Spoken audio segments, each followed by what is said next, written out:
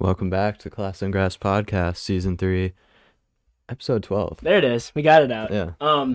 We are back live streaming. Paul said, glad to be back, boys. Glad to have you back, Paul. We missed you last week because you were not in the chat. It's a bit quiet. No, it was. It was a quiet chat last week. You know, Paul really brings that energy. Mm-hmm.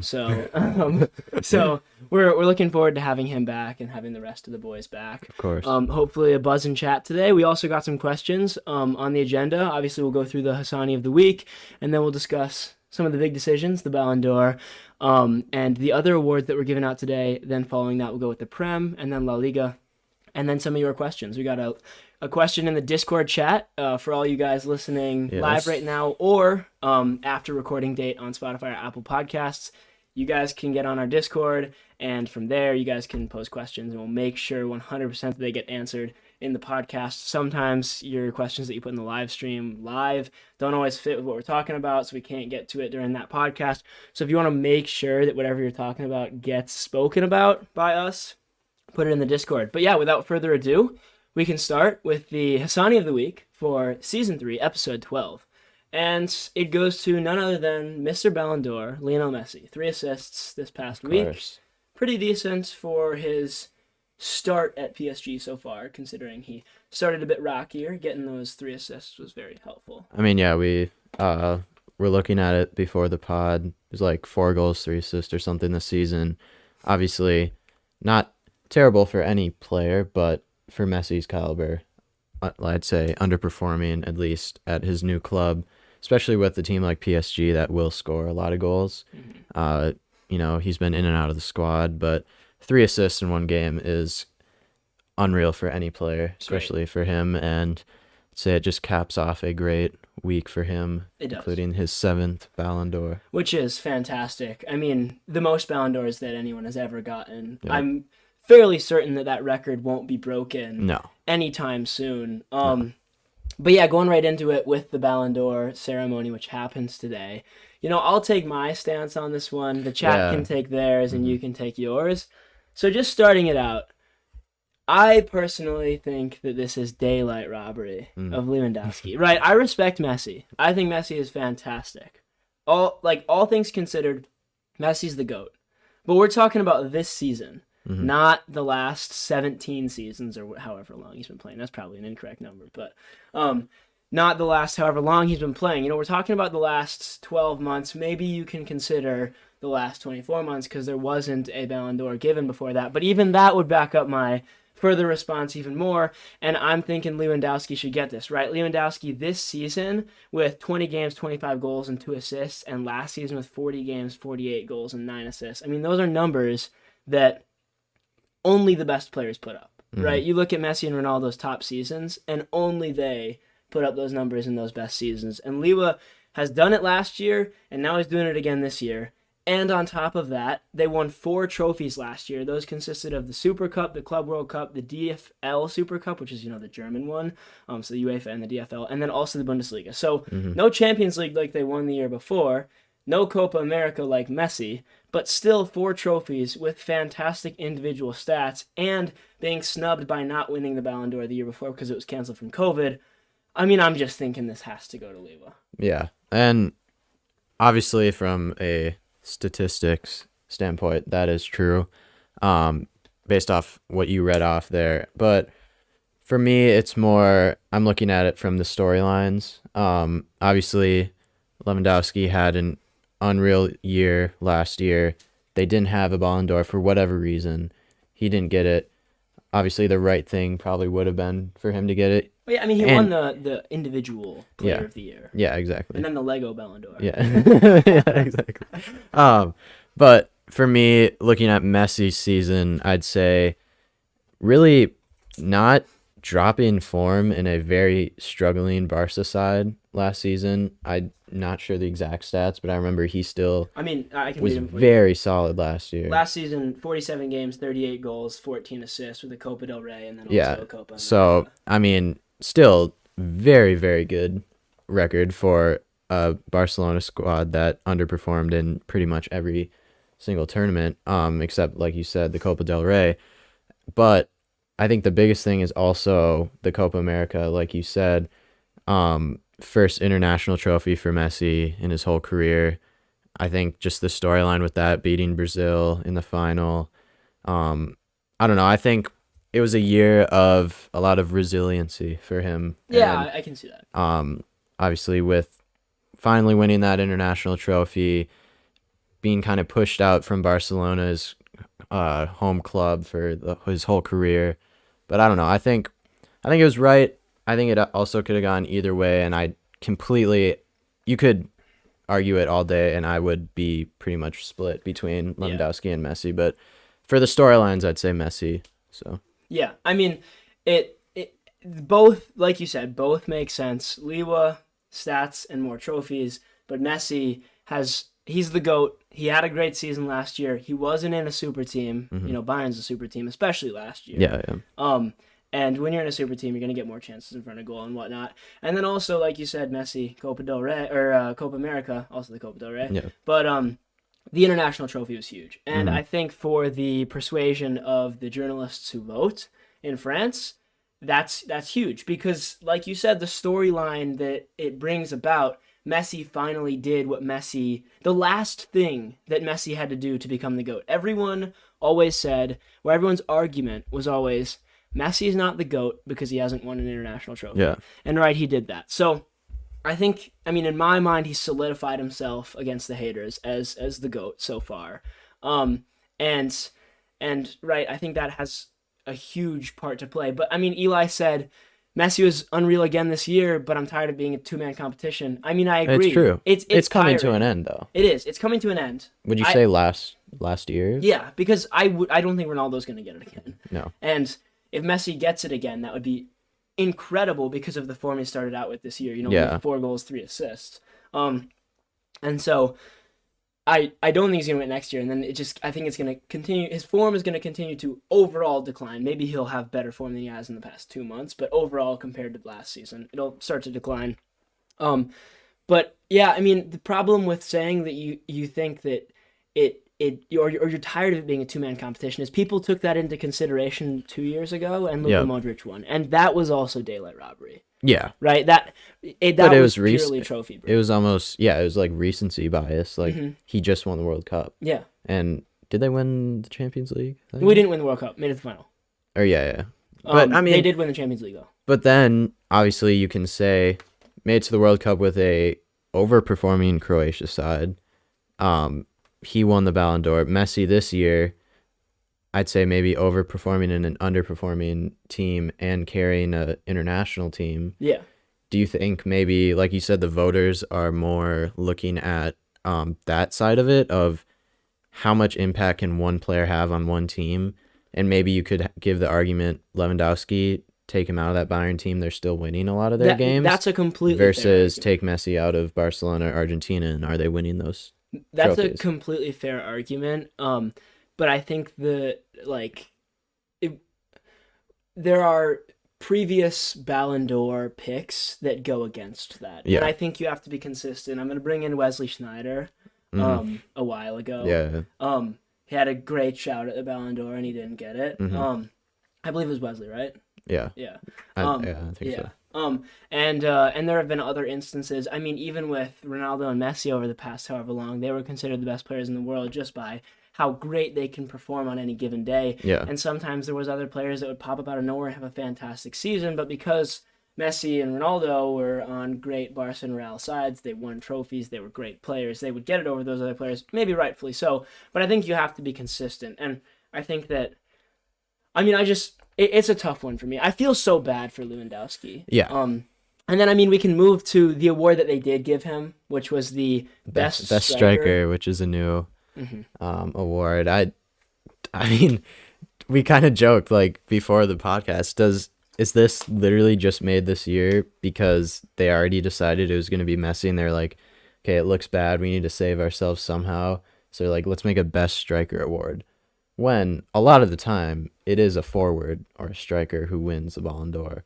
Yeah. So it's like, okay, like you said, there's no best midfielder or best defender award. No.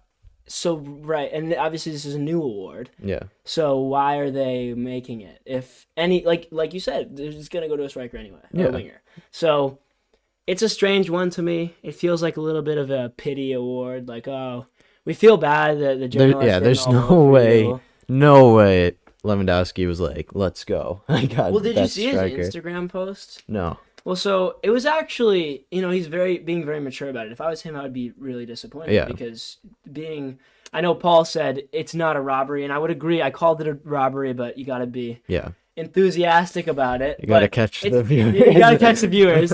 But it's not necessarily a robbery, but I do think Lewa should have won. Right, he was super good about it. He was super mature. He was like, first off, congrats to Messi. Yeah.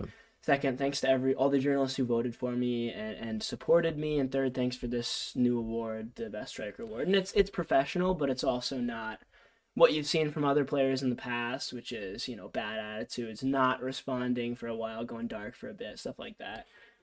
So I'm glad that he at least took it well publicly. And Messi, I saw, said, I don't know if it was in his speech once he got the award, but did you see he said, Lewandowski, you deserve this award last year, and like you deserve a Ballon d'Or in general. But he didn't say this year. He's like, you deserve one. You deserve one, but I get this one. Yeah, because you had a great year last year. But I don't know. I think they're both in that. They both knew, kind of. They're like, this is a very awkward situation because that's never happened before. There's no, it never hasn't. been one And it's a weird one because, like, they resumed the rest of the season. And I remember talking on the podcast about it. We were like, why? We were like, why are they not doing one? I mean, it really didn't make sense. Paul said, this isn't the first time organizations have made awards to give something because they feel bad for them not getting the biggest one. 17-18 Prem, they made a Playmaker Award for KDB. I mean, there you go. Paul bringing in the facts, bringing in the as always, great interpretations and commentary for us from the chat. And yeah, I mean, at the end of the day, they try to make everyone happy. But, like, what does the award really mean? Because everyone, like, I'm guessing Lewa was like, oh, I'm dreaming of this Ballon d'Or forever. I really want this, blah, blah, blah. But especially if it's just made that year, like, okay, well, this is not historic. This is not like I've achieved something that I've always wanted to do. This is something that I achieved and knew about was even a thing 2 weeks ago. Yeah. So, I mean, I just think that extra little bit of the cherry on top was kind of taken away, even if Best Striker was an award before that. Yeah, exactly. And then moving on, there are other awards. Donnarumma got Best Goalkeeper. Fully deserved. I don't think there's an argument there. Pedri got the Best Player under 21. I don't think there's an argument. Deserved. Yeah. And then for the women's Ballon d'Or, Alexia Putellas got it. And that would make Messi, Pedri, and her all Barca players from last year getting awards, which is an interesting one considering the state of the club. Exactly. Probably the most turmoil in their history in a year, and they got 3 individual awards. Wow. That's incredible. And also, kind of does reflect the state of the club because both are no longer at Barca. It's true. The female player is no longer there either. She's at Chelsea now? I don't know. I think so. Yeah. And then speaking on Chelsea, they had a great run out in the Ballon d'Or placements as well. Jorginho getting 3rd, Kante getting 5th, Edouard Mendy getting 2nd for Best Goalkeeper, which is the Lev Yashin Award. So some really good stuff overall from Chelsea. A great little window, could you say, for them in the awards received. And it reflects well on their season last year. I know Eli will be happy about this one, but they had a great season last year. They won the Champions League.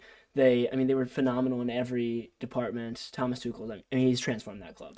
And I don't know if you said this, but they won also a new award, Club of the Year award. So, another recently made. You can almost say, was there a Manager of the Year? Probably.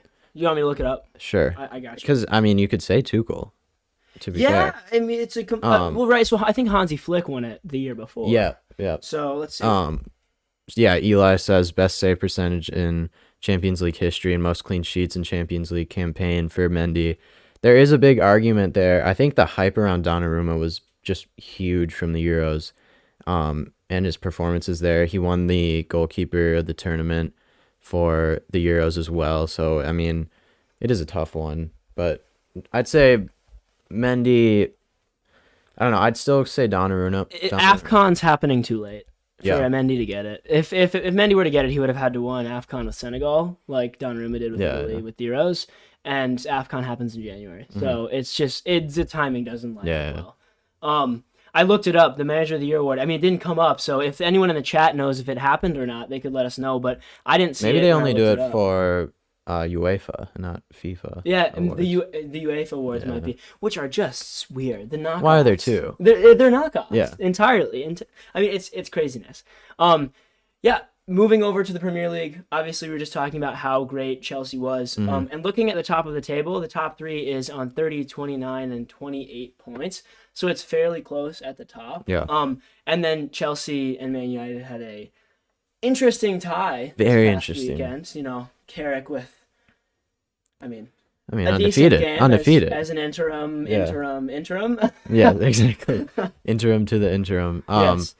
I mean, I know the guys in the chat and you and I all watched the game and we were talking about it while it was going on, but I mean, you have to just feel bad if you're a Chelsea fan. You got to just be like, that was embarrassing. Yeah. Because, well, first of all, Jorginho on Man United's goal did the same thing that Conte did to Martinelli's goal. Do you remember that a couple years ago? Where they both reminded me of. It was almost the exact same. Gerrard slip. You know when you see the exactly. Picture, you see the picture. Yeah. And you're like, oh, memories for Liverpool fans. Exactly, and I don't know. Just one goal there. Chelsea obviously hit the bar with Rudiger with an amazing. That was a ridiculous strike. The dip on that was insane. I like any other player, and he's shooting that far post. Yeah, but Rudiger decided to curl it. Somehow did it near post. He's so awkward. Yeah, Hudson-Odoi also had a very good chance way early on, and then obviously Rudiger had a last-minute chance too, which he should have scored. I mean, he, as they say, had the headlines in his sights and all that, as they say, the FIFA commentators, and then just blazed it over. Yeah. And lost all composure. So. Yeah, I mean, Eli said complete dominance, but a mistake cost us. Right.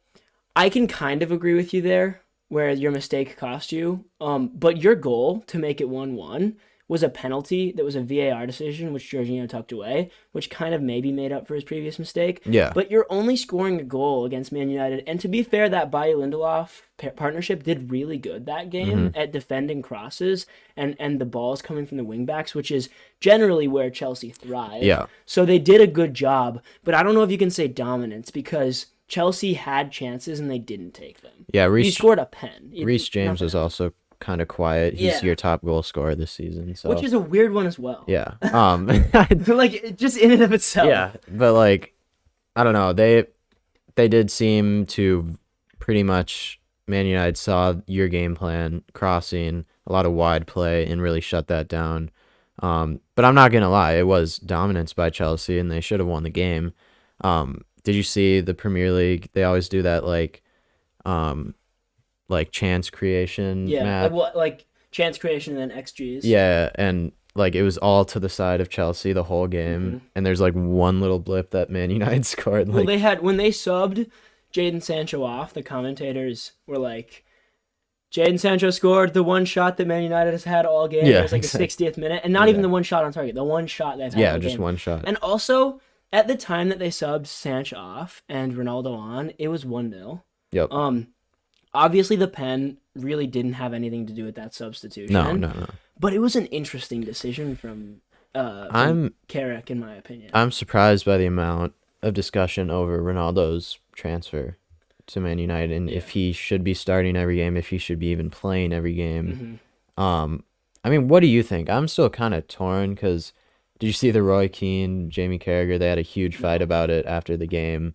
Roy Keane was defending Ronaldo, saying, you know, he's scoring goals. Why are you complaining? Like, even if he doesn't give a lot of defensive support, like he's scoring goals. And Carragher was saying, well, are you like, did they bring him in to win the league, or are they expecting to win the league in the next couple of years? If so, they should be playing Greenwood and young players to develop them.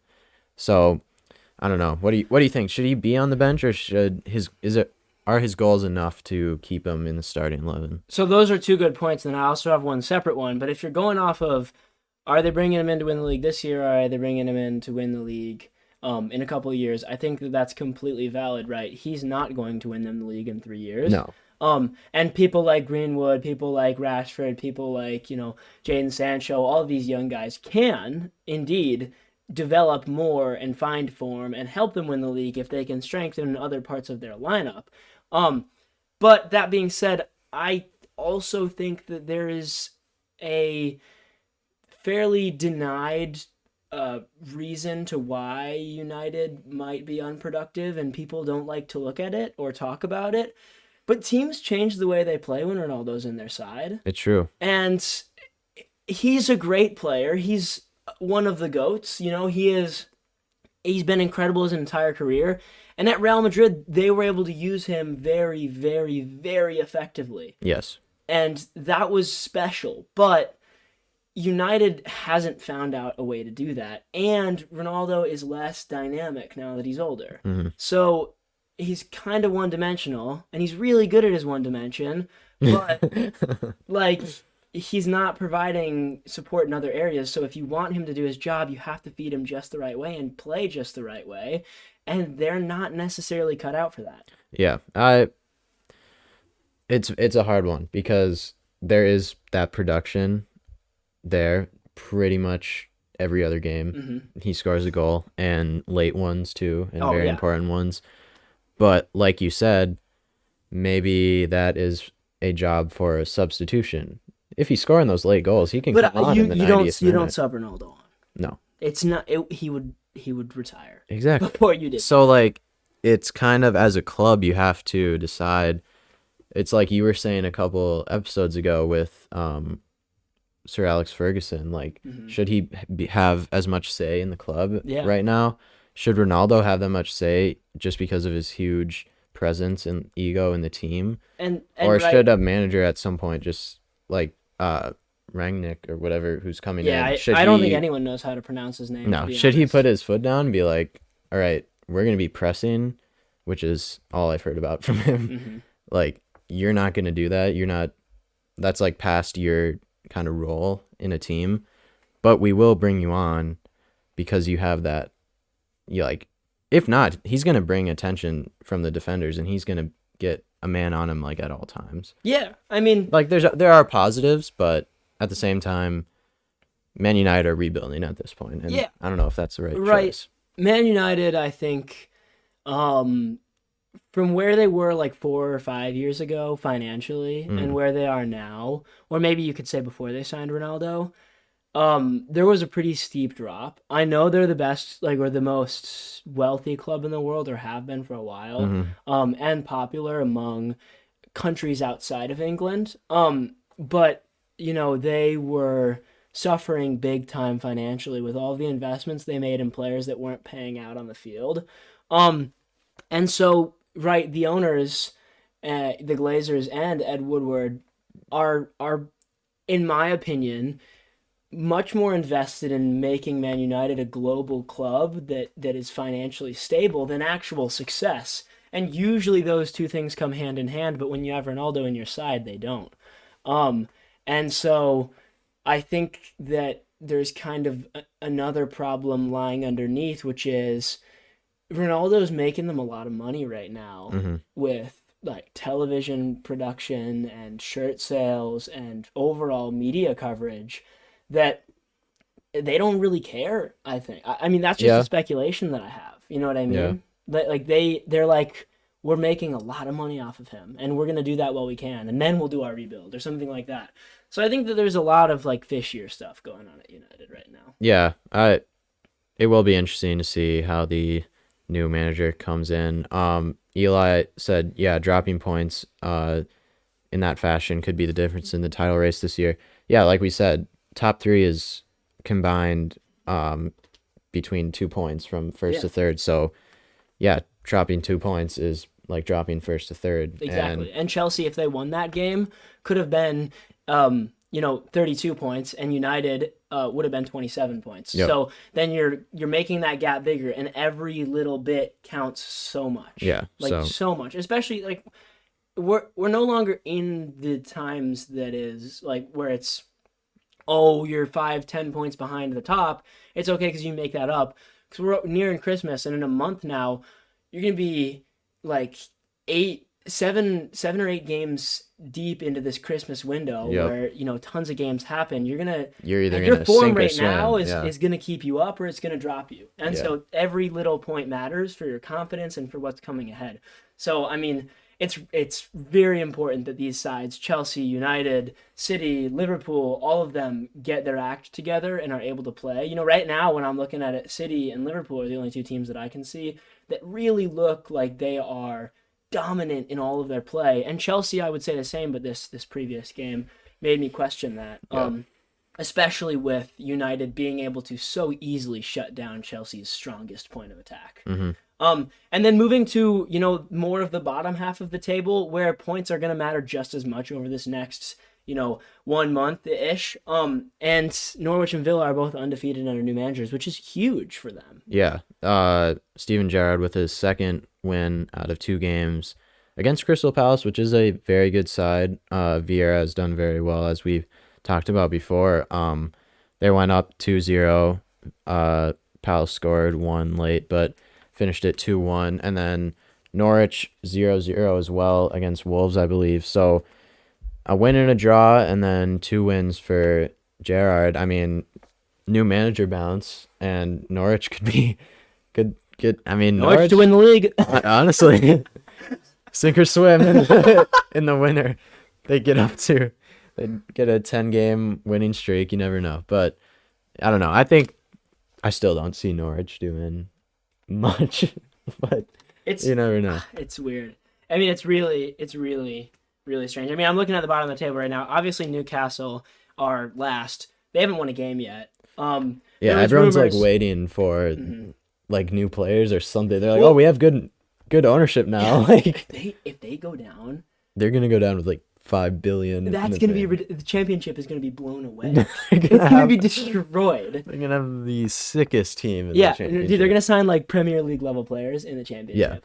But they haven't won a game yet this year, which is tragic when you're in December or you're entering quietly. Like no one really is talking. Everyone was like, "Oh, Norwich haven't won a game." Yeah, now they have. Mm-hmm. Now they're 2 wins, 3 draws, which is 9 points, and they're tied with Burnley, and really only 1 win outside the relegation zone, which is crazy to think about. Exactly.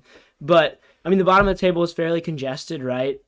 Like I said, Burnley and Norwich both 1 win outside of the relegation zone, and then you got Leeds, Watford, and Southampton all 2 points between each other. So very, very close stuff down there, and I will be interested to see how things pan out over the next month. Yeah, and moving on to huge news from the South Coast. It's a tough one. I mean, it was a bad draw. 0-0 draw against Leeds. XG United are back. Yes. Did you see all the memes? I did. Yeah. I did. Oh, it's terrible. But, full-time whistle.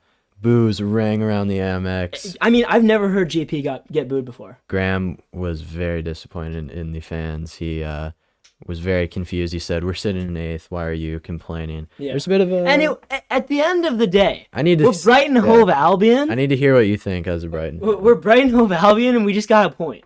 Yeah. Like, at the end of the day... There's nothing new here. It's not that bad. A 0-0 draw is... It's not terrible. I mean, if you get a 0-0... I know everyone at Brighton is like, we could do so great this year, but, like, we're not going to get Europa League. Mm. We're not. I mean, if we do, I'd be blown away. And I just don't want to get relegated because I see really good progress in this team, and I don't want us to slip the second half of the season. So every point matters to me still. Yeah. Because if we can stay in the Prem, I think what we could build for next season could be an actual Europa League contender. I mean, I don't know if you guys have been watching Brighton at all, but Tariq Lamptey, who's back from injury now, and Cucurella, who are our wingbacks, I mean, we look like Chelsea sometimes. We do. It's ridiculous. We have some of the best wingbacks in the league, and I am not saying that like sugarcoating it at all. We are super good with our back 3. Maybe Duffy needs to go and we can get someone else in, but to be fair, he's doing a pretty good job this season. Yeah, Duffy's definitely on his last leg. Oh, he is. But Webdini and Dunk are both fantastic players. I will say Webster had a shocking game. At least the last 20 minutes that I watched, he was misplacing passes all over the place. But Webdini can be very good. It's true. And Eli said Lamptey, another product of La Cobham, as your article could state. I mean, Mac wrote an article recently. Go check it out, classroomgrassmedia.com, and it's about how Cobham has been the new La Masia, which is the Chelsea Academy. But moving back to the Brighton side, Yeah, and we had also a question, Lamptey or Livramento. Oh, I'd take Lamptey. I'd take Livramento. I mean, but that's the divide. It is. Yeah. This is the divider between us, exactly. Right? They're both great fullbacks. They're both on our teams, respectively. Although I will... Right, we play you guys on Saturday. We do. Whoever has a better game. Or is it... do we play Leicester first? Well, there's a game week from Tuesday to Thursday.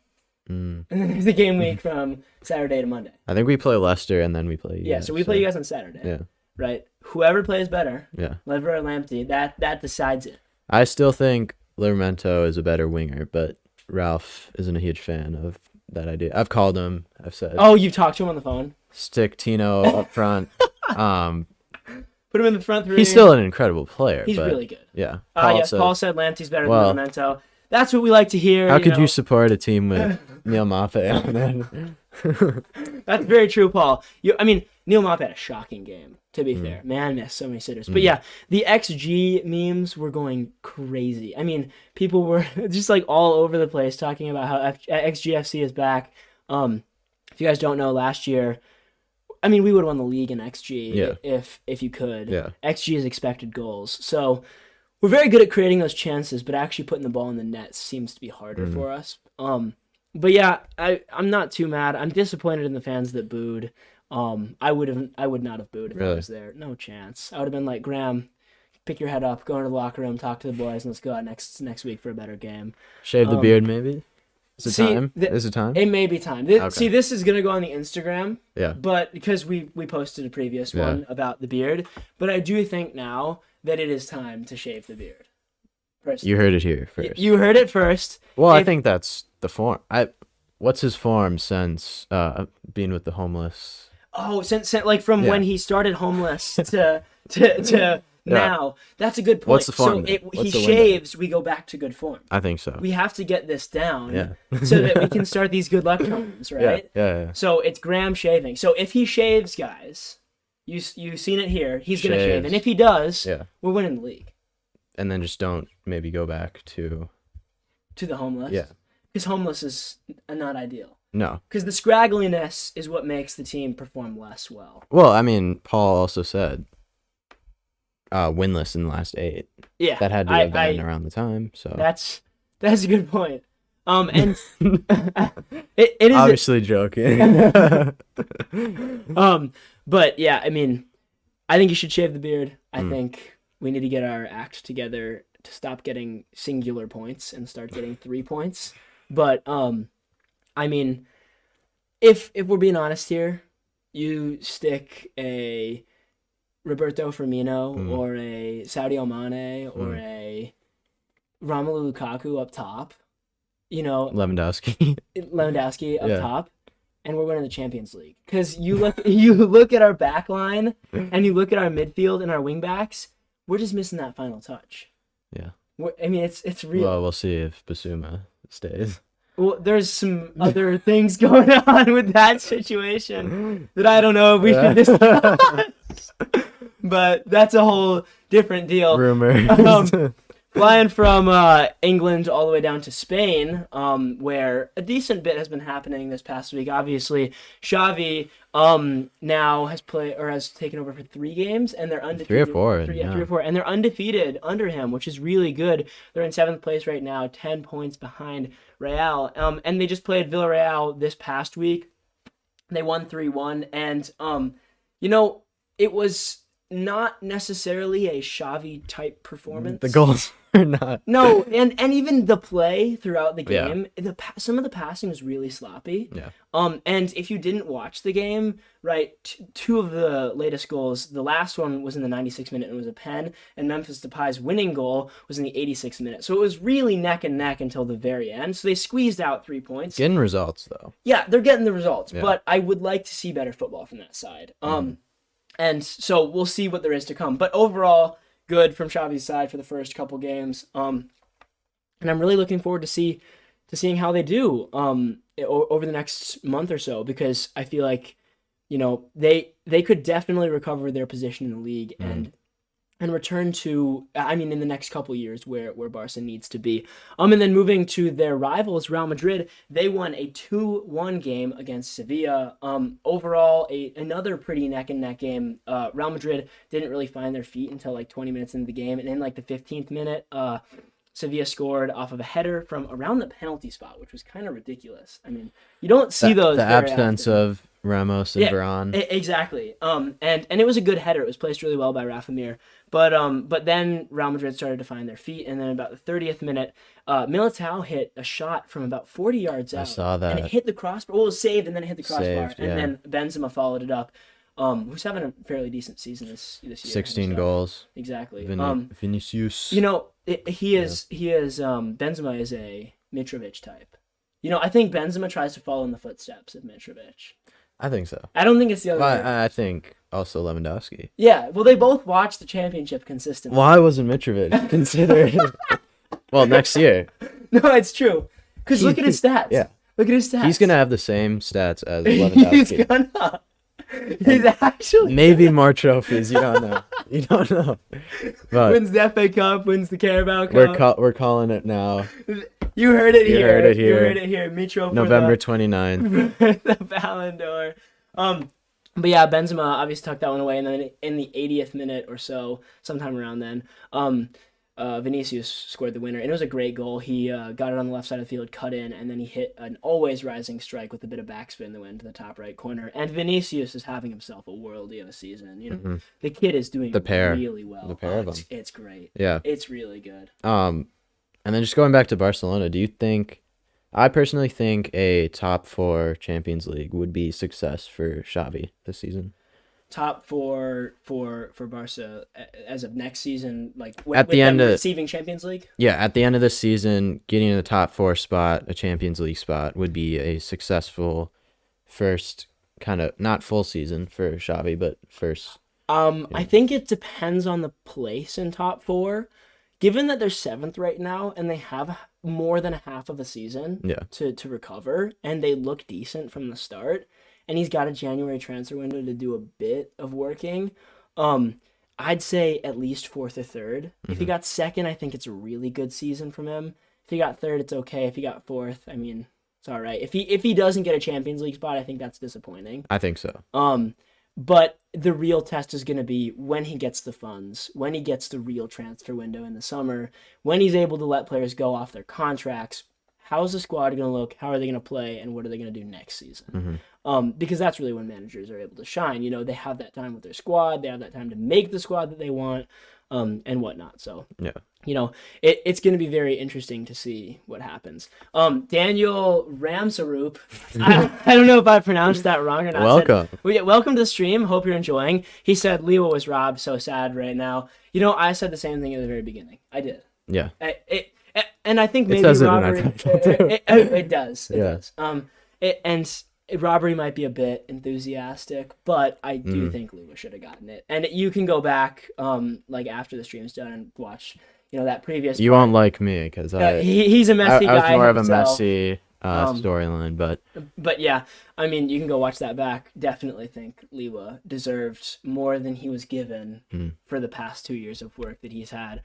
Then moving on to your guys' questions. Like we said before, if you guys are interested in asking us questions and want to make sure that they get answered, you can put them in our Discord. And if you are having trouble finding out how to get into that Discord, you can email us or whatever. It's on our website, classandgrassmedia.com, or you can shoot us a DM at our Instagram. So no problems there. And the question we got this week was from St. Paul Browns, which says, after 13 games, only the top 4 teams, Chelsea, Man City, Liverpool, and West Ham, who we haven't really talked about much this episode. No. They deserve a bit more talking about.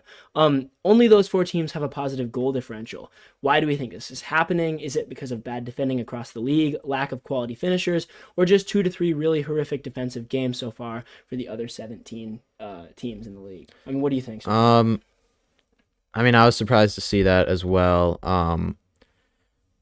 Not really for Chelsea, Man City, Liverpool, and West Ham, because I would have expected them to have a positive, but definitely for who's off of that list. Leicester underperforming. Arsenal obviously had a rocky start, but have picked it back up. I'm surprised maybe they don't have a positive goal differential. Man United don't have a positive goal differential.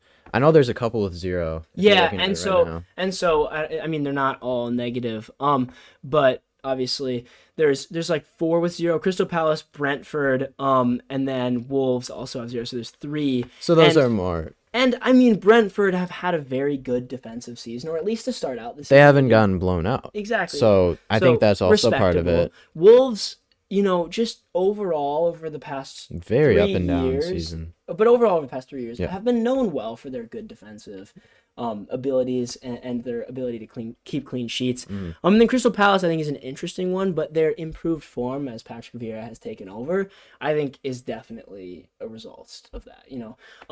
But yeah, I mean, it's interesting. I would be very interested to see, if you go back 2018, 2019, 2020 Premier League tables, how the spread is at this point. At this point during those seasons, because I mean it would be super interesting to see.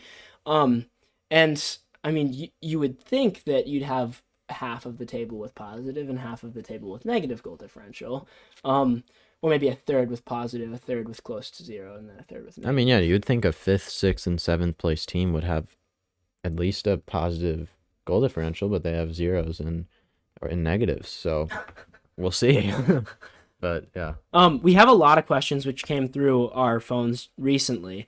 But we got one which was watching Wolves is like passing a kidney stone. I mean, I think that's a bit expressive of your feelings towards Wolf. Maybe not like passing a kidney stone, but you never know. I mean, I can't feel what watching Wolves is like for you.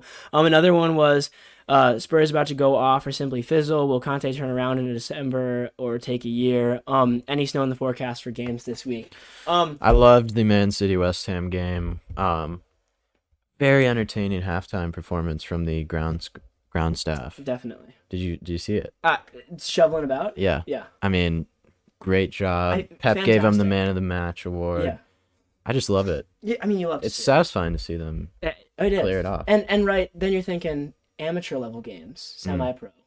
Why aren't they allowed to clear off the fields for us? We live in Minnesota. That's true. We need to get these games. Let's just play outside. That's all year. January, February. These are outdoor times. Yeah. It's no soccer. They need to make new cleats. Yeah. They do. This is a business opportunity. Did you see Sean Dyche? Obviously their game got canceled, Spurs, Burnley, but he was out there. There's like 3 inches of snow on the field, and he was out there just with his dress shirt on, just like looking around with a smile. Everyone else has their huge coats on. That's great from him. I mean, you wouldn't expect anything less. You wouldn't. And did you see the tweet or the story about the couple who came from Dallas? I did. So, I mean, I'm assuming everyone in the chat has seen this, but I'll go over it a bit. Basically, there was a couple from Dallas who they flew into Leeds and then they drove to, I believe, London. I think. Maybe I'm wrong about that. Well, they're at Burnley. Or they flew into Leeds. They flew into Leeds and they went to Burnley. Yeah. That's what it was. But huge travel. Yeah, huge travel. Waited in lines forever. Did all this stuff. They described it in their tweet better than I can. Yeah. But they got there and it obviously got canceled and they were super disappointed. And then Harry Kane saw the tweet. Yeah. And he was like, "Oh, I'm so sorry. I mean, I love your support. I'd like to welcome you as my guest to the next time you're in town for a game." And then like an hour later, people are digging through this guy's Twitter history. Like, first off, why are people going through this guy's Twitter history? And then they find this tweet from like 2 months ago, which is from the guy. And I found it. You can read it out. Funny how the best performance of the season. So this was in, it was only like a couple days. Was it? Wait, let me see. When was it? It was the 9th. Oh, so that's like 2 months ago. Yeah. Yeah. So funny how the best performance of the season was without Kane on the pitch.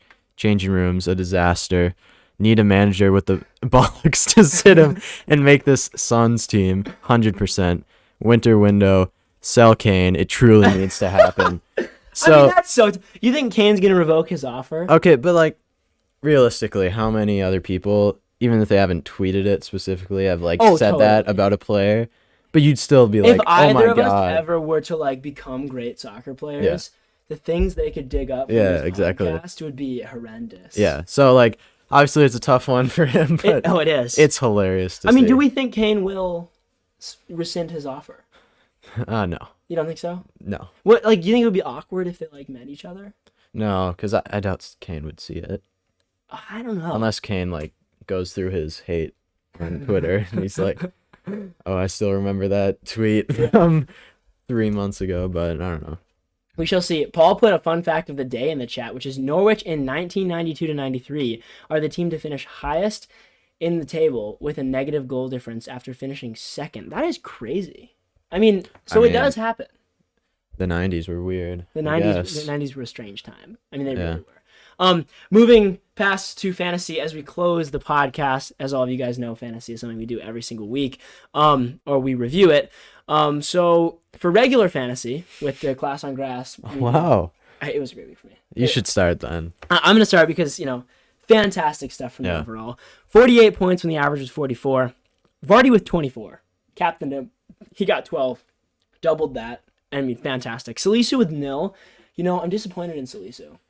I am.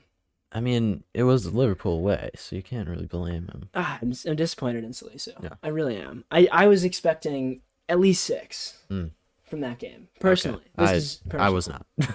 So, but we can move past that. And then Schmeichs with 2. Dunk with 6, which was great. Salah with 6. Pookie and Mape both not really getting anything out of it, which is unfortunate. But yeah, 48 points in total. Right now I'm sitting in 9th still in the league. I'm catching up to you though. You're right, 23 points between, or no, less. 18 points between us. I mean, that's great.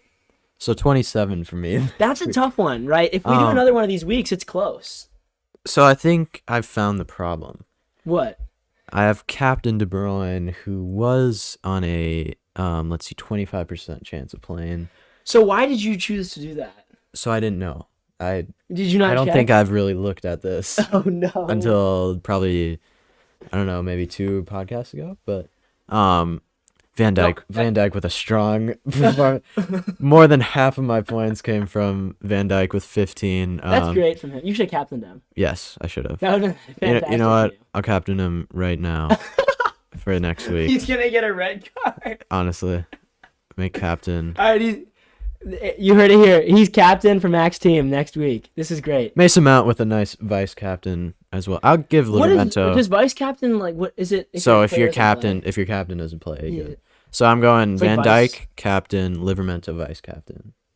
I think you should switch that. Really? Personally. Leicester at home. I don't know. Do it. All right. All right. There we go. There we go. I mean, imagine Livra with a goal and 2 assists. Very possible. Well, no, it is. Yeah. Like we said, if Ralph decides to put him in the front 3, it's very, very possible. Yep. Entirely. I gave him a ring. And then for our draft teams, looked like I got a win somehow. Eli already said that he lost to me, so I'm loving that. So I got 44 points, right on the average of a regular fantasy team. But for the draft, I got 44. Van Dijk again. Salah again with 6, Dunk with 6. Not leaving many points on the bench either. Let's just see who I beat real quick. I beat Dom. Wow, 44-18. That's great stuff from you. So draft to be fair, really... Dom's 9th.